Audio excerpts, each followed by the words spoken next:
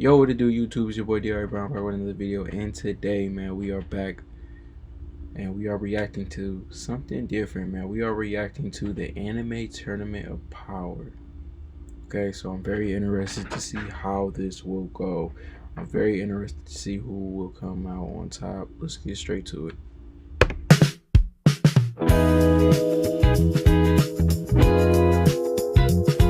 Today, we're having the ultimate tournament of power in all of anime history. We're taking the strongest character from each anime verse, like Luffy from One Piece, Goku from Dragon Ball, and so on. In total, 32 characters are entering the prelims, and out of those 32, only one will rise as the true champion. Did I just see Light Yagami?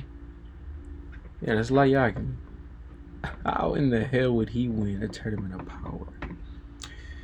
Okay, y'all. Early predictions. Who y'all got, man? Leave in the comments. Who is your early prediction?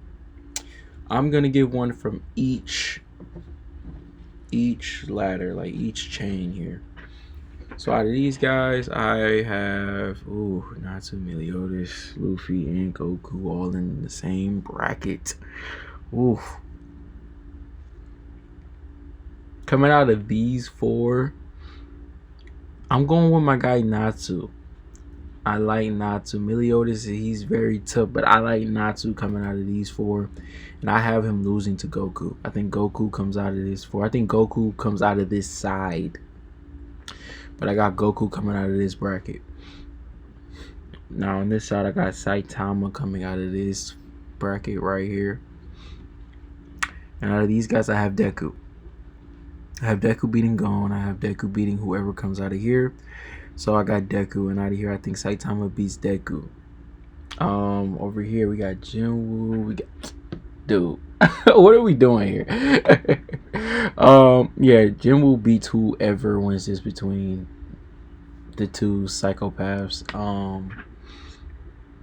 Over here we got a heavy hitter. Oh my, Bleach versus Naruto. We got I got Naruto though, man. I do have Naruto winning this over Ichigo. And then we got Gojo. Gojo may take it though. As much as I want to take Naruto, because I am a Naruto fan, I have Gojo winning this. And coming out, I really see Gojo, but Jinwoo is just too powerful. He has that army too. So Jinwoo may comes out. I got Jinwoo coming out. Over here we got, oh my goodness, Tanjiro versus Asta. Why are they making the first round so? Oh my god, bro, they making the first round too hard, dog. Aaron, oh my goodness. No, this has to be the toughest bracket. Like out of these brackets, it was very easy decisions. This one over here is tremendously hard. Like I love both of these guys, man. I think I have to go Asta, but I really can see it going either way. I really love Tanjiro, but I got Asta. I got right here. We ain't even gonna discuss it. You a dog. I have not completed this anime, by the way. Fire Force, I have not completed it, but I know that they say this dude right here is the truth. So I'm going you. Aaron versus the other guy who say is the truth. I gotta go him. And then these two right here. Lord Jesus. Lord. I don't know who's coming out of here, y'all. It's one of these two. It's literally one of these two. I don't know who's gonna win, but it's one of these two. And then coming out of this side, I have Goku. And coming out of this side, I have one of these two. Honestly, they're just super goated when it comes to anime. I have Goku winning the whole thing though. So let's get into it. Let's see Of this tournament. But before we begin, drop your predictions below. Who do you think is taking the crown? For starters, we have Jinwoo versus Kaiju number 8. Now, truth be told, Sung Jinwoo completely outclasses Kafka in scale, speed, and supernatural versatility. While Kafka is an absolute powerhouse in his own verse, with a fortitude of 9.8 and the ability to cause city block level destruction, Jinwoo, by the end of the series, is operating on a universal level. As the Shadow Monarch, an immortal being who has transcended death, he has infinite mana and commands an army of over 10 million regenerating shadow soldiers. For example, his shadow 10 million is insane. Like, it's really just not fair. It's not fair at all, man. Jinwoo is broken. He is broken. And Kamish alone could incinerate entire cities. So with that, Jinwoo wins and moves on to the second round. Next, we have Johan versus Light Yagami. Well, this is a battle of true masterminds. If Light somehow manages to get Johan's real name, he could easily kill him by writing it in the Death Note. But hold on, my friends, that might not work. You see, Death Note requires two things: the victim's true name and face. Johan's greatest defense is his anonymity. He's practically a ghost within the system. Throughout Monster, he uses multiple aliases and leaves no trace behind, to the point where even detectives struggle to confirm he exists at all. On top of that, Johan's true name is a major philosophical mystery. He is literally the nameless monster. Without a confirmed identity, the Death Note becomes useless, leaving Light powerless. And intellectually, Johan operates on a far more terrifying level of psychological manipulation than Light Yagami ever did. So with all that considered, Johan moves on to the second round. Next up, Ichigo versus... Listen here. If you see something on me, mind your business. Just spill some water on myself. Mind your business. I got Naruto. Naruto. In his strongest forms, Naruto is a planetary level threat, but Ichigo, by the 1000-year Blood War arc, is fighting Yhwach, a being capable of destroying and merging 3 entire universes: the world of the living, Soul Society, and Hueco Mundo. That places Ichigo's attack potency firmly at a universal level. In contrast, Naruto's strongest form, Baryon Mode, scales at best to star or solar system levels. And let's not forget Ichigo's overwhelming spiritual pressure, which Naruto has no resistance against. It would slow him down drastically. So with all that said, Ichigo moves on to the second round. Next up, Gojo versus Makima. Makima's power allows her to control anyone she perceives as inferior to herself, but Gojo's abilities fundamentally counter her win conditions, while also bypassing her defenses. First, Gojo's infinity makes him completely untouchable. It creates an infinite distance between him and any attack,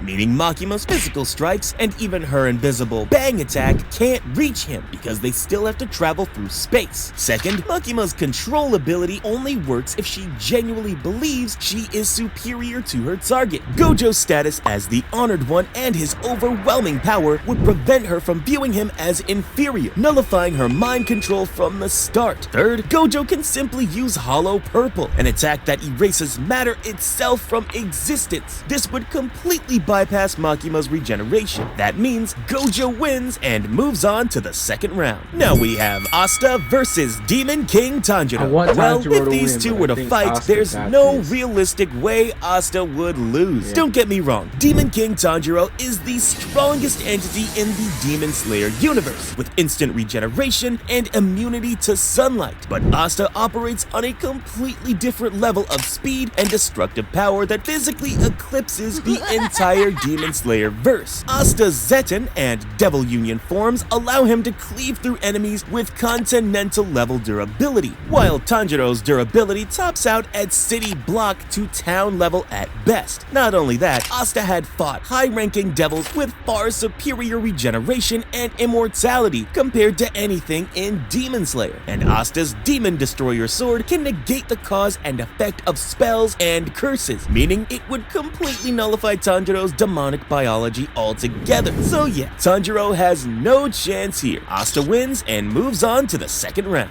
Next up, Shinra versus Rimuru. Okay, so to make this fight fair, we're taking Shinra in his Shinraban Shulman form. In this state, Shinraban Shulman is literally the god of his universe. He has feats like stopping time, resurrecting all of humanity, and rewriting the laws of physics to create an entirely new world. However, Rimuru is playing in a completely different league. By the end of the series, Rimuru was creating entire worlds, tens of thousands. I told y'all, man, look, I have not seen this anime with this dude, man, but they say this dude is the truth. of times over. Shinra's greatest accomplishment was recreating Earth and altering the laws of a single universe, but Rimuru's power comes from controlling the primordial energy of chaos, the very force that created the entire multiverse. Shinra's reality warping stems from Adola, a plane built on human collective consciousness. Rimuru, meanwhile, exists outside time, space, and physical laws altogether. Shinra can't simply wish him out of existence, while Rimuru can literally consume the concept of Shinra being a god, meaning Rimuru moves on to the next round. Now, if you are enjoying this video so far, make sure to like this video, subscribe to the channel, and let's keep going. Next up, we have Eren versus Lelouch. Lelouch V. Britannia is a master tactician who wields the Geass, a supernatural ability that forces absolute obedience from anyone who makes direct eye contact with him. This means Lelouch could win if he somehow managed to lock eyes with Eren, but can he actually do that? Well, technically no. In his Titan form, Eren's human body is buried deep inside the Titan's nape, making it physically impossible for Lelouch to establish the direct line of sight needed to activate his Geass. On top of that, Lelouch has nowhere near the physical strength required to fight a Titan in the first place. So Eren wins this one and moves on to the next round. Now, unexpected, didn't they? Okay, things are getting shaky. I like it. Of Anos versus Sid Kagura. Operating as Shadow, Sid is a master of combat who can force his own fantasies onto reality. His signature technique, I Am Atomic, is a nuclear-level magical explosion capable of vaporizing cities and even clearing weather patterns on a planetary scale. But in front of Anos, this means absolutely nothing. Anos is immune to the very fabric of Sid's attacks. His magic eyes of destruction can erase magic just by looking at it, meaning he could dismantle I Am Atomic before it even detonates. And even if Sid somehow managed to land a direct attack, Anos is immortal. He has regeneration even after his soul was destroyed. Then there's his sword, Venos Donoa, which destroys the laws of reality themselves. It can erase things that are infinite, eternal, or already dead. While Sid can vaporize matter, Anos can destroy the concept of Sid's existence entirely, bypassing any durability or regeneration he has. So with that said, Anos moves on to the next round. Next, we have Guts versus Dio Brando. Now, Guts possesses immense strength, superior combat experience, and the Dragon Slayer sword, which can harm supernatural or spiritual entities. But the deciding factor here is Dio's stand, the world. With that, Dio can stop time for up to 9 seconds. During this frozen time, Guts is completely defenseless. Now, don't get me wrong, I know Guts has reacted to supersonic attacks, but the thing is, he cannot react to an attack that happens in 0 time. Dio can simply press the pause button, deliver a fatal blow, and then resume the time, making it an easy win for him. Dio moves on to the second round as well. Now it's time for Saitama versus Mash. Okay, for those who don't know Mash, he's basically like Asta in a magical world with 0 magic, but with Saitama level physical strength. He can defy anything using muscles alone and can move at speeds that completely transcend the flow of time. But to be honest, I still lean more towards Saitama. You see, during his fight with Cosmic Garo, Saitama sneezed and accidentally blew away the gas giant Jupiter, exposing its core. On top of that, Saitama's power grows exponentially. As shown by his graph in the manga, his strength skyrockets automatically whenever he faces a real challenge. Even if Mash matched Saitama's power at the start, Saitama would eventually outscale him. So overall, I believe Saitama wins and moves on to the next round. Next up, Mob versus Freyrin. While Freyrin is a legendary mage with over 1,000 years of experience, Mob has raw power and abilities that directly counter her. I think I'm catching on to the theme of this video. Whoever he talks about first loses. I don't know if I'm tripping, but I think that's the theme of this video. Whoever he talks about first loses.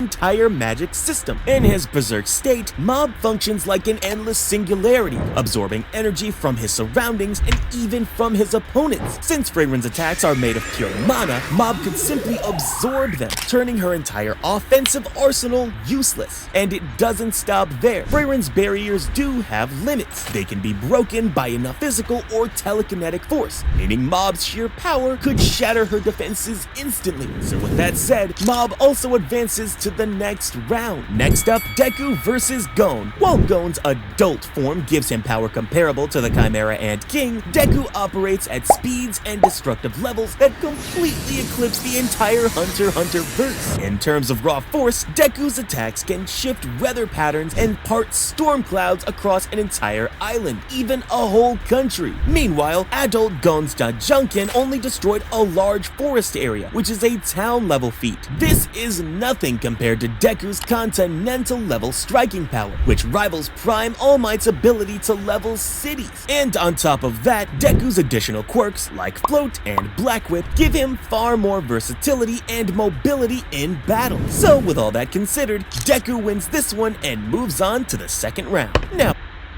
I'm thinking my theme is confirmed, man. My theory, I think it's confirmed, chat. Talk to me.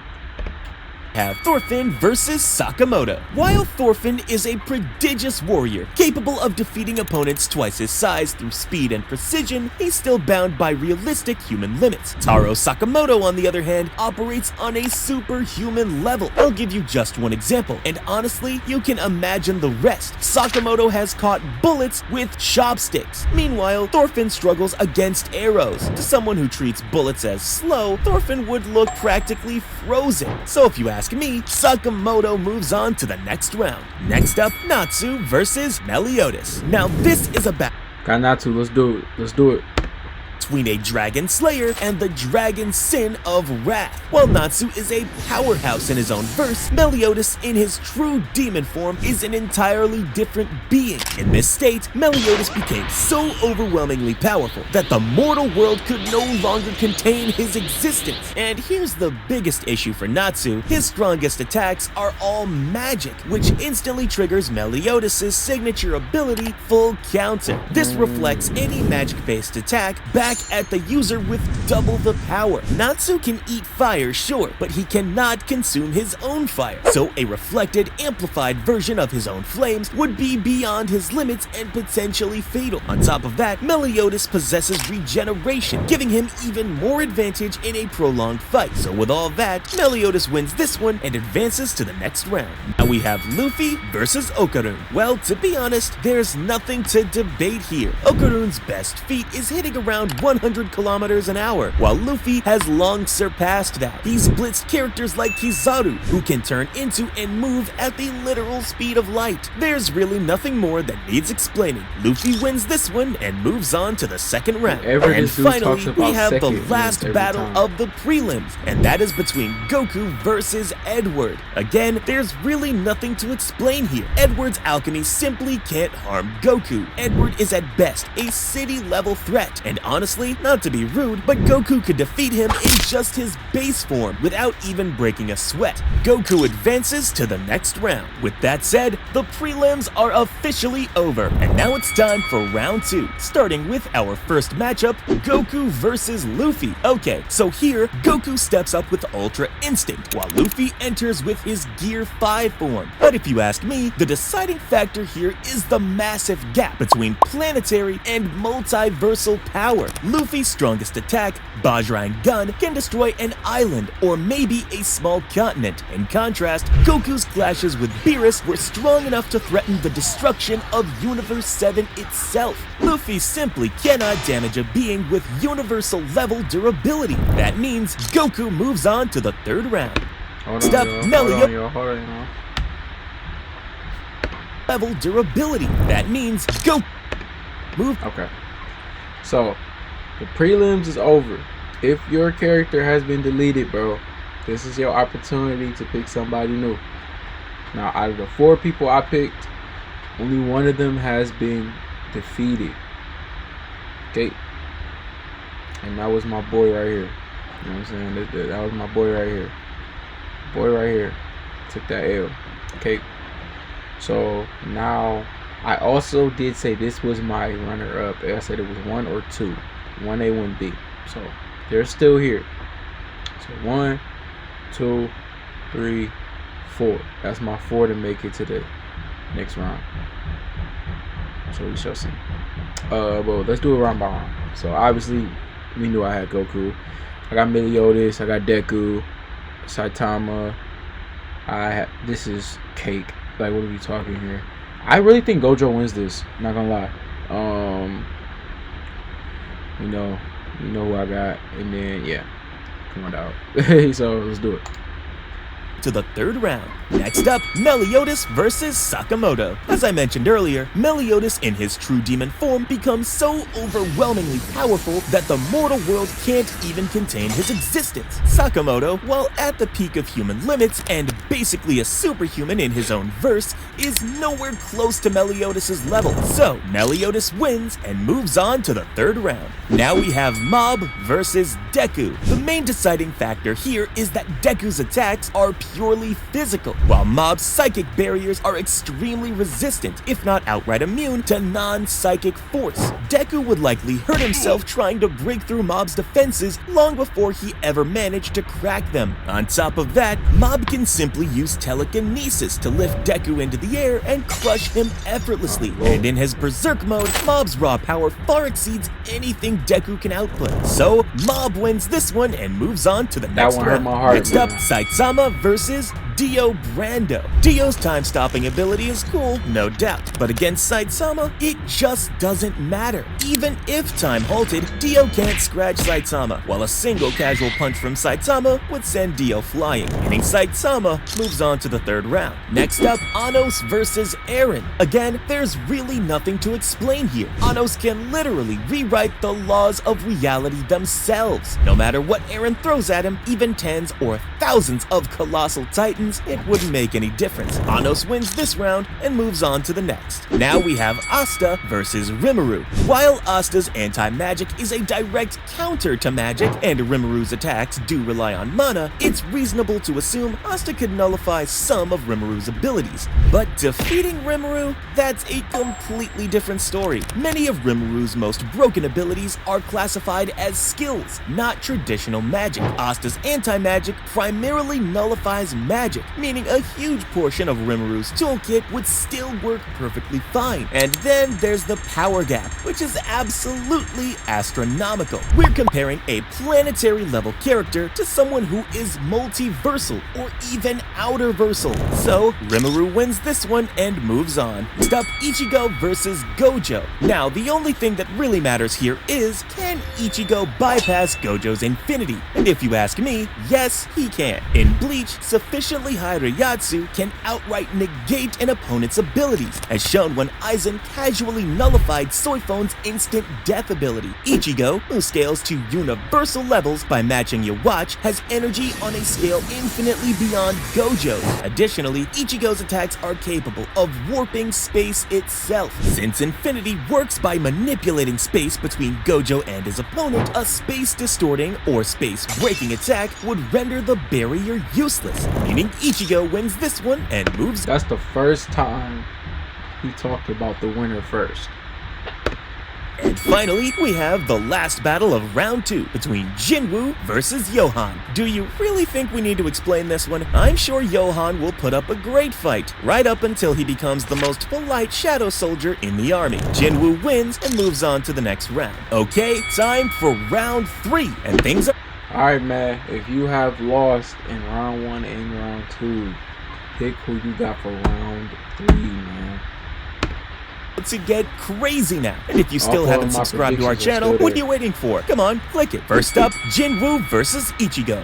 Okay, so Ichigo is incredibly strong, as I mentioned earlier, but when you put him against Jinwoo, yeah, this fight is not in Ichigo's favor. You see, Jinwoo cannot be killed through physical means because he exists as a concept, not just a physical being. And just to be clear, we're using end of manhwa Jinwoo here. Ichigo, while insanely durable, simply cannot cannot permanently kill an immortal entity who literally controls the afterlife. Speaking of the afterlife, don't forget Jinwoo also has his Shadow Army, over 10 million soldiers who regenerate infinitely and are absurdly strong. And before anyone says, but it's a 1v1, yes, it is a 1v1, but we're taking every character at their absolute peak. This is Jinwoo's actual ability set. Nerfing him wouldn't make sense. So unfortunately for Ichigo, the fight doesn't go his way. Okay, time out. Now that I'm really thinking about it, like, the fact that he has all those soldiers,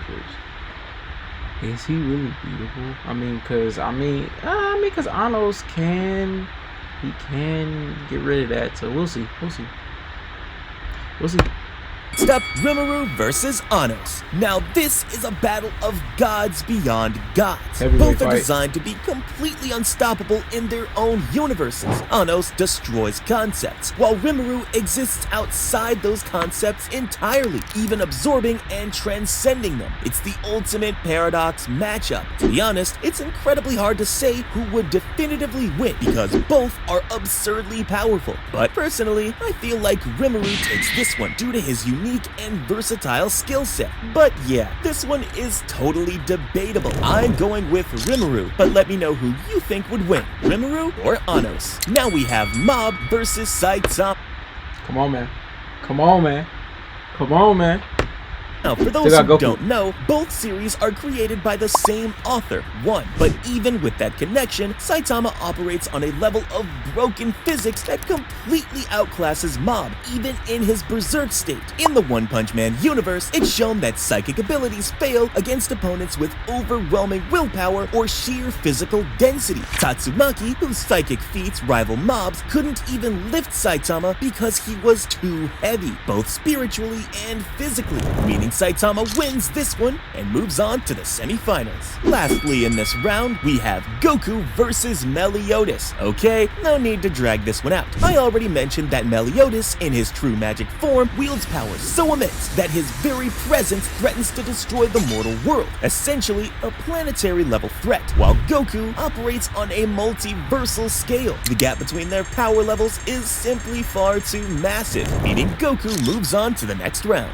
With that said, we are finally in the semi-finals, where we have two massive battles, Goku versus Saitama and Jinwoo versus Rimuru. Whoever wins these matchups... Alright y'all, so look, the four I did select, I'm pretty sure it was kind of easy. We all know who the strongest people in anime are, right?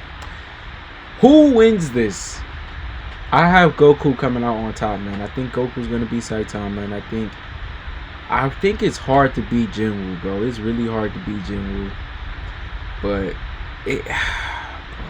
I'm not gonna lie, anime fans really do suck this one right here. They meat ride him right here so bad. So we will see. I got Goku. Will compete for the top spot in the grand final. So, if you've got predictions, this is the perfect time to drop them in the comments. Let's start with Goku versus Saitama first. Well, this one is easily one of the most debated battles of all time. While Saitama has shown exponential growth and the power to destroy star clusters, Goku in Ultra Instinct operates on a multiversal scale that statistically eclipses Saitama's current peak. Saitama's greatest feat, the Serious Punch squared against Cosmic Garo, blasted a hole through the stars, destroying a multi-solar system, or arguably even a galaxy. However, Goku, even in his weaker Super Saiyan God form, clashed with Beerus with enough force to threaten the destruction of Universe 7, a macrocosm containing multiple infinite-sized dimensions, like heaven, hell, and the living world. So if you ask me, I'd go with Goku. Next up, Jinwoo versus Rimuru. Okay, so with Jinwoo, we also have his 10 million Shadow Soldiers, but can Rimuru take them all on? Well, absolutely yes. While Jinwoo fights outer gods who threaten universes, Rimuru possesses the raw power to create or erase an entire multiverse instantly. Jinwoo's army of 10 million shadows becomes irrelevant against an attack that can wipe out all of existence in a single move. Rimuru could even create a law that states souls cannot be extracted. This would completely completely neutralize Jinwoo's core authority. And for Jinwoo's immortality, Rimuru can counter that too. He could trap Jinwoo inside a pocket dimension and set its rules to immortal beings will die. That alone would completely negate Jinwoo's immortality, meaning Rimuru moves on to the next round. And finally, it's time for the grand finale between Goku and Rimuru. I got Goku, and man. Let's do it. This Come battle on. will be the champion of the entire tournament. Come on, man. Now, Rimuru's abilities act as a hard counter to Goku's fighting style. Goku relies on physical strikes and ki blasts, while Rimuru has physical attack nullification and energy absorption. This means Rimuru can literally consume Goku's Kamehameha and use it to boost his own power. On top of that, Goku's peak power reaches the multiversal level, but Rimuru, he possesses enough energy to recreate the entire multiverse tens of thousands of times over. The difference between destroying a universe and creating thousands of them is an infinite gap. So the winner of this entire tournament is none other than Rimuru Tempest. Goku takes second place and Jinwoo finishes in third. Well, YouTube, there you have it, man. Rimuru won the Tournament of Power when it comes to the strongest anime characters. I had Goku, man. I stuck with him the whole way. He came in second. I'm not mad at that. I'm not mad at that at all, man. So let me know, what is your favorite anime characters? How far did they make it? Don't lie in the comments, man. But I'm currently I am watching Black Clover right now. Black Clover and Fire Force, those are the two I'm watching right now. So what are some very good animes to get into, man? What are some good animes to get into? With that being said, man, comment, like, subscribe. Let me know some of them great animes. How did you feel about this video? And as always, I'll be back. So peace.